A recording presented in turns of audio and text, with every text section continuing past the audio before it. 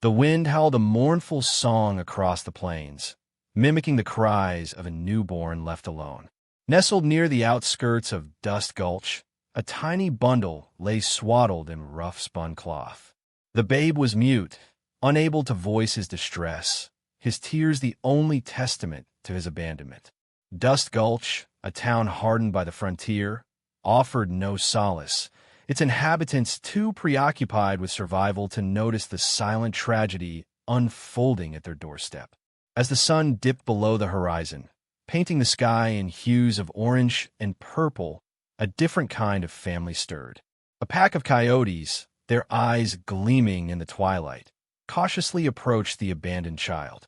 A mother coyote, her heart aching from the recent loss of her own pups, nudged the bundle with her snout. Drawn by an instinct as old as the land itself, she gently picked up the infant, carrying him away into the vast, unforgiving wilderness. His fate, once uncertain, was now intertwined with the wild. The coyote mother, named Whisper by the unseen forces of the land, carefully navigated the thorny brush, her precious cargo held gently in her jaws. She brought him to her den, a hidden hollow beneath the roots of an ancient cottonwood tree.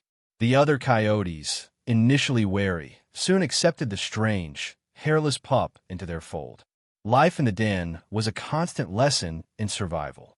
Whisper taught him to hunt, patiently demonstrating how to stalk prey, how to listen for the telltale rustle of a mouse beneath the leaves, how to use the wind to his advantage. He learned to communicate not with words, but with yips, howls, and body language. The vastness of the plains became his classroom, the stars his guiding light. He was no longer just a boy. He was becoming something more, something wild. He was learning the language of the land itself. Years blurred into seasons. The boy, now a young man, moved with the fluid grace of a coyote. His senses were honed to a razor's edge. He could smell rain on the wind miles away, hear the flutter of a hummingbird's wings, and track a deer across barren ground. He ran on all fours with ease, his bare feet toughened by the harsh terrain. His clothes were scraps of tan hide, barely concealing his lean, muscular frame. He ate what the coyotes ate: rabbits, rodents, berries, and roots. He drank from clear streams and slept under the open sky, curled up with his adopted family for warmth. He had no name, no history, only the present moment and the instincts that guided him. He was a creature of the wild, a bridge between two worlds, unaware of the human world he had left behind. He was Coyote's child. One day, while tracking a herd of elk, Coyote's child noticed a figure watching him from a distance. It was an old man, his face etched with the wisdom of the ages, his eyes as deep and knowing as the night sky. He wore simple buckskin clothes and carried a staff carved with animal totems. The old man didn't approach him directly, but instead sat patiently on a nearby rock, waiting. Curiosity piqued, Coyote's child cautiously approached, mimicking the cautious advance of a coyote testing unfamiliar territory. The old man smiled, a gentle, welcoming expression that eased the young man's apprehension.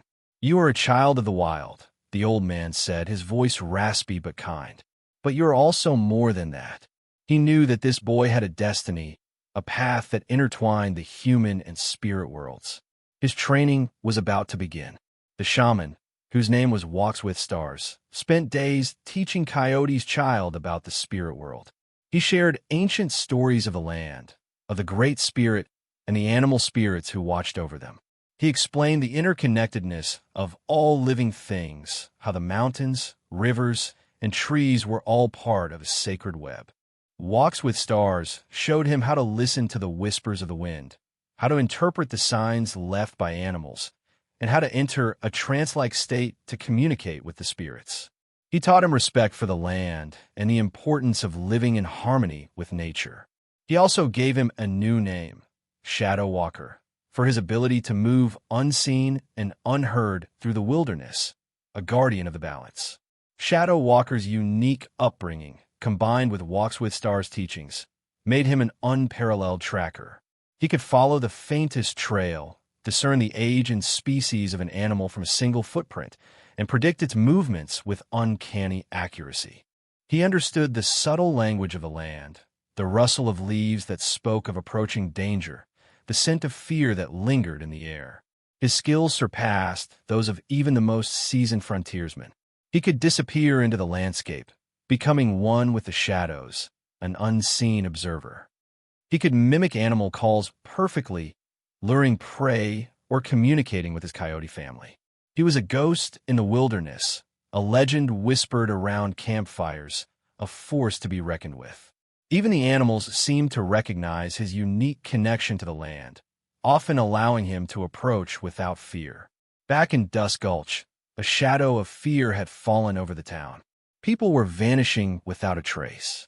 At first, it was just livestock, but then townsfolk started disappearing too. A farmer tending his fields, a young woman gathering herbs, a trapper checking his snares. Panic gripped the community. The sheriff, a gruff, practical man named Brody, was at his wit's end. He'd organized search parties, followed every lead, but found nothing. No bodies, no signs of struggle, just empty spaces where people had once been. Whispers of wild animals and Indian curses filled the saloon, adding to the growing unease. Desperate, Brody knew he had to try something different, something drastic. He remembered the stories of a wild man living in the hills, a tracker unlike any other. It was a long shot, but it was all they had left. Sheriff Brody, accompanied by a small, nervous posse, rode towards the foothills where Shadow Walker was rumored to reside. The townsfolk were armed, but their fear was palpable. The air was thick with unspoken anxieties and the weight of their desperation.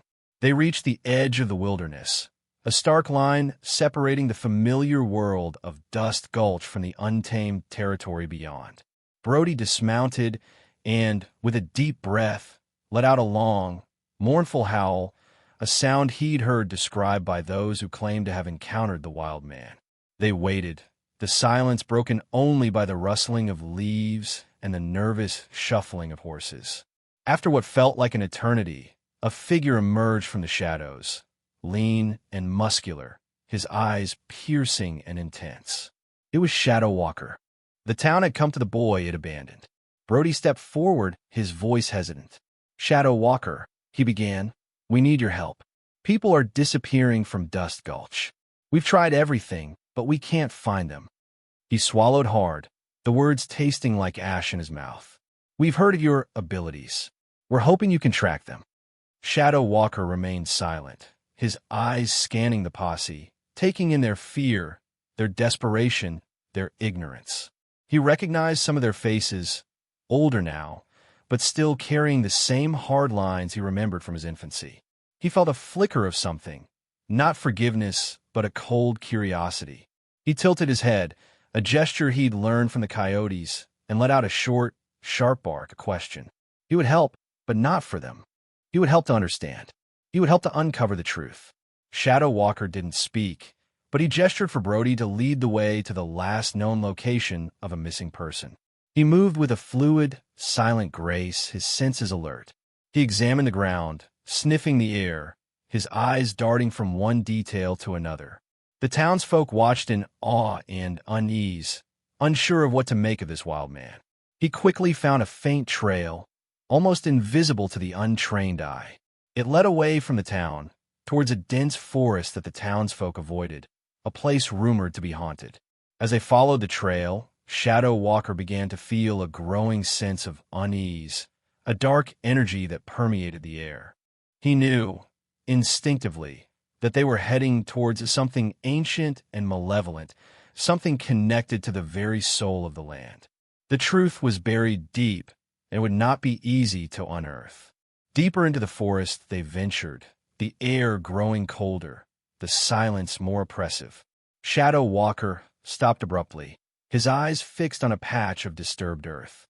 He knelt down, carefully brushing away the leaves and pine needles, revealing the faint outline of what appeared to be a desecrated burial ground, an ancient Native American burial ground. A wave of understanding washed over him. The disappearances weren't random. They were connected to this place, to this forgotten act of disrespect. He could feel the anger and sorrow emanating from the earth, the restless spirits crying out for justice. He looked at Brody, his eyes filled with a mixture of anger and pity. The town's prosperity had been built on a foundation of lies and stolen land, and now the past was coming back to haunt them. The land remembers. The wind picked up, swirling around them, carrying whispers of forgotten languages and the cries of the missing. Shadow Walker closed his eyes, focusing his senses, reaching out to the spirit world. He could feel the presence of a powerful entity, a guardian spirit of the burial ground, enraged by the desecration. This spirit, known as Stone Walker, had been awakened by the town's relentless expansion and its disregard for the sacred land. Stone Walker was taking the townsfolk, one by one, claiming them as reparations for the town's transgression. They were trapped between worlds, their souls tethered to the burial ground, forever bound to the spirit's wrath.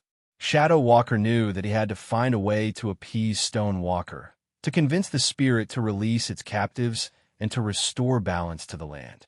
The task would not be easy, but he was the only one who could bridge the gap between the human and spirit worlds.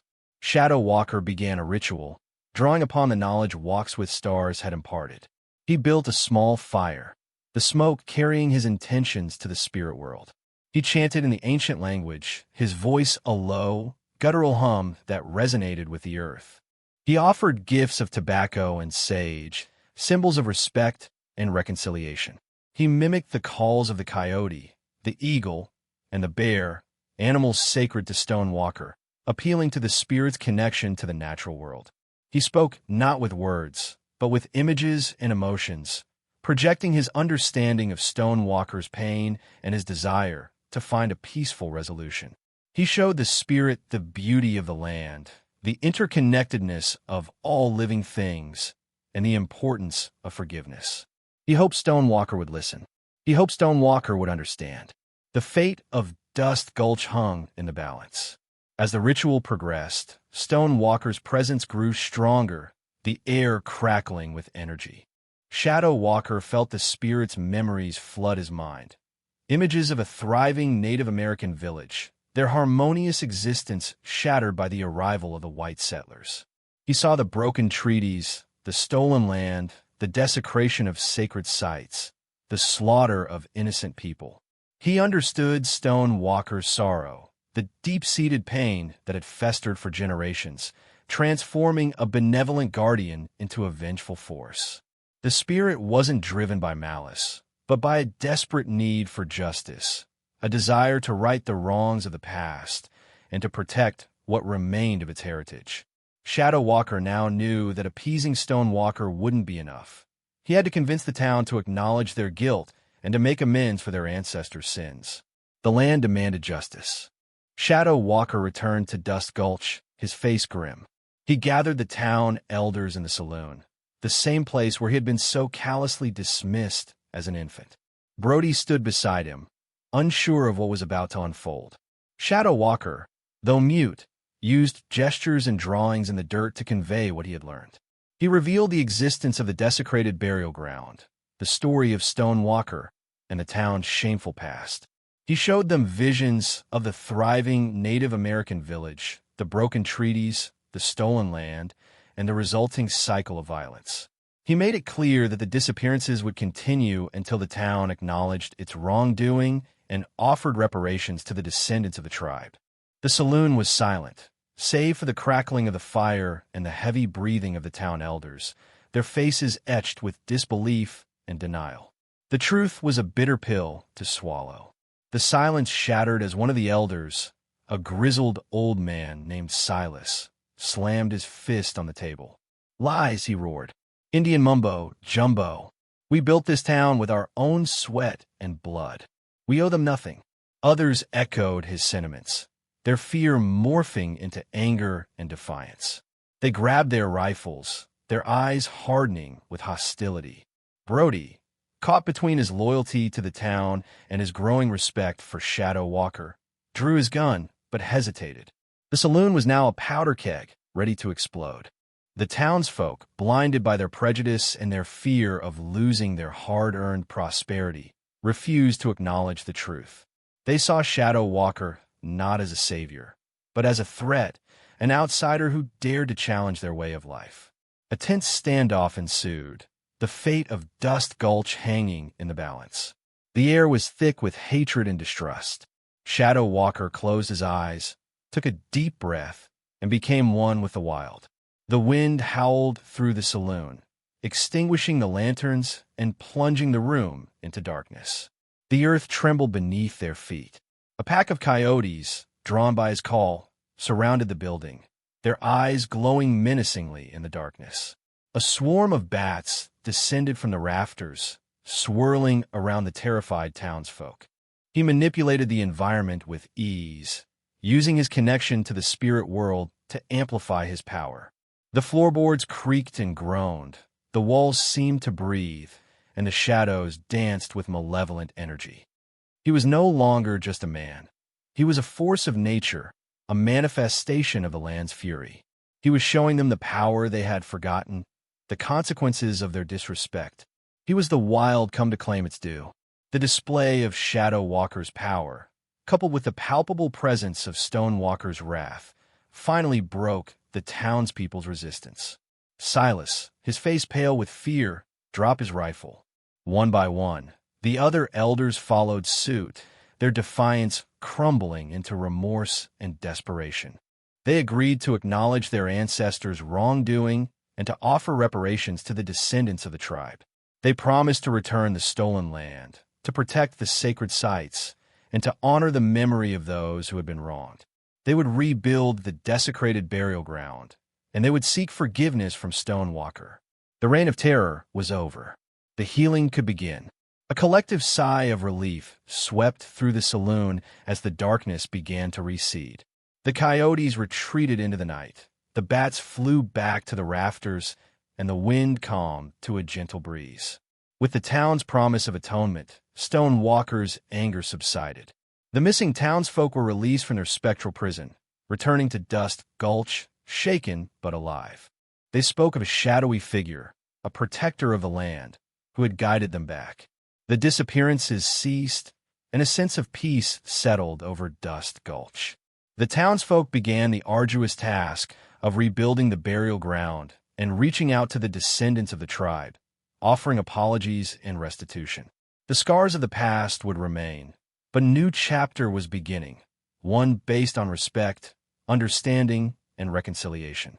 The land, finally at peace, began to heal, the trees growing taller, the rivers flowing clearer. The balance had been restored. Shadow Walker, having found a measure of peace and understanding, chose not to integrate fully into Dust Gulch. He had seen the best and worst of humanity, and his heart belonged to the wild. He returned to his den, to his coyote family, to the vast expanse of the plains. However, he no longer felt the same detachment from the town. He understood its history, its flaws, and its potential for growth. He became a guardian, watching over Dust Gulch from the outskirts, a silent protector. He would ensure that the town honored its commitments to the tribe and that the balance between the human and natural worlds was maintained. He was the bridge, the intermediary, the keeper of the peace. He was the wild's conscience. His destiny was to protect. The final scene unfolds under the silvery glow of the full moon. Shadow Walker stands on a high ridge overlooking Dust Gulch. Below, the town lights twinkle like distant stars, a reminder of the human world he once belonged to. Around him, his coyote family gathers, their eyes reflecting the moonlight. He raises his head and lets out a long, mournful howl, a sound that echoes across the plains, a sound that is both human and coyote, both sorrowful and triumphant. It is a song of the wild, a song of remembrance, a song of hope. He is a blend of two worlds, forever connected to the land and its spirits. He is the mute orphan, the coyote's child, the shaman's apprentice, the protector of Dust Gulch, and the guardian of the balance. He is Shadow Walker, forever wild, forever free.